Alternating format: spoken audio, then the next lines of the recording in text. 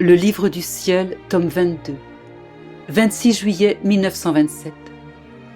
Comment la divine volonté a deux caractères, acte incessant et fermeté inébranlable. Comment les actions humaines servent de balle au froment. Je pleurais la privation de mon doux Jésus. Et donnant libre cours à ma douleur, je me disais, comme il est dur d'être abandonné par lui. J'ai l'impression d'être sous un pressoir, pressuré goutte à goutte. Oh Jésus, où sont tes promesses? Où est ton amour? Où est le triomphe de ta divine volonté dans ma pauvre âme? J'ai l'impression que tu m'as trahi, que ma fin est amère. Ce n'est pas le commencement que l'on doit considérer, c'est la fin qui dit tout.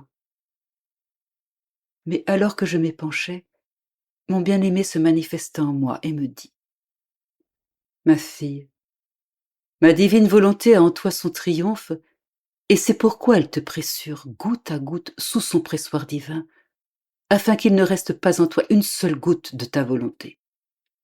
Pauvre fille, c'est une volonté divine et inébranlable qui œuvre en toi afin d'y établir son royaume, même dans tes plus petits actes. Par conséquent, patience. Ne perds pas courage.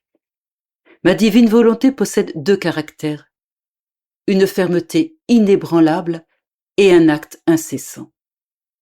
C'est pourquoi lorsqu'une âme s'est donnée à elle, son travail est incessant. Ne sens-tu pas son mouvement continuel en toi? Et quand je te manifeste sur elle une vérité, avec une maîtrise divine qui lui appartient tout entière, elle dispose en attitude son mouvement incessant. Et elle le répète continuellement en toi. Et en le répétant, elle triomphe, car elle fait en toi ce qu'elle fait en elle-même de par sa nature propre. N'est-ce pas alors le triomphe de ma volonté? Plus tard, il ajouta, ma fille, toutes les actions humaines, travailler, se nourrir, dormir, les souffrances, les rencontres, tantôt la peine et tantôt la joie, ne sont que de la paille. Mais le grain de blé ne peut pas se former sans la balle. Au contraire, la balle le protège du gel, des rayons brûlants du soleil, de l'humidité et de toutes les intempérances de l'air. Comme un vêtement, elle recouvre le grain de blé et pousse avec lui. Et ce n'est qu'après l'avoir formé et lui avoir donné vie qu'elle se détache de lui. Et cette pauvre balle exécute et reçoit ce détachement à force de battage, après avoir servi le grain de blé et lui avoir donné vie. Il en est ainsi des actions humaines.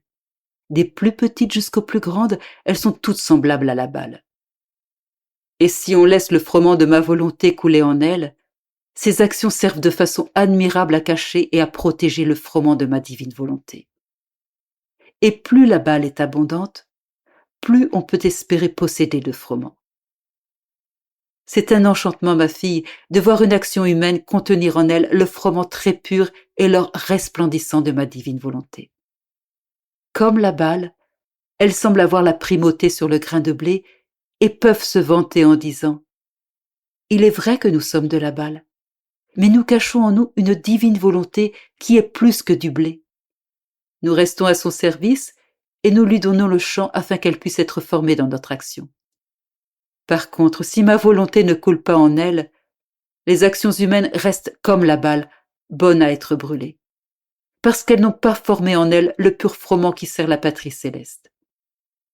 Or, tout comme la balle est détachée du grain par le battage, de la même manière, les actions humaines sont séparées du pur froment de ma divine volonté par le moyen de la mort, qui, en abattant ce qui est humain, détruit le vêtement qui recouvrait le froment doré de ma volonté. Et en le faisant apparaître, montre si ce que l'âme possédait était de la balle ou du blé. Par conséquent, ce ne sont pas les actions humaines qui marquent leur valeur, mais la volonté qui les animait. Combien d'actions en apparence belles et saintes seront trouvées remplies de boue si c'était l'intérêt personnel qui les guidait, remplies de vent si c'était l'estime et la gloire personnelle, remplies de pourriture si c'était pour plaire aux créatures, remplies de fumée si c'était l'attachement à ce qui est humain. Combien de choses la balle des actions humaines ne cache-t-elle pas? Mais au dernier jour de la vie, lorsque viendra le battage de la balle, il fera connaître tout ce qui était tenu caché à l'intérieur. Après quoi j'ai continué à m'abandonner dans le divin fiat. Et mon toujours aimable Jésus, se manifestant en moi, me dit: Ma fille, la volonté humaine a rendu l'homme semblable à une usine lézardée qui s'écroule et que l'homme n'avait pas la vertu de pouvoir réparer lui-même.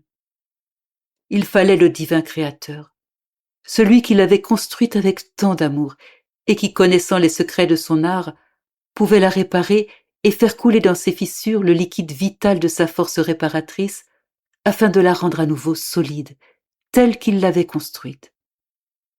Mais il faut que l'homme se rapproche de son divin réparateur pour recevoir le bénéfice de son art, qu'il se laisse guider par lui et ne laisse plus agir la volonté humaine, cause première de l'effondrement de l'usine.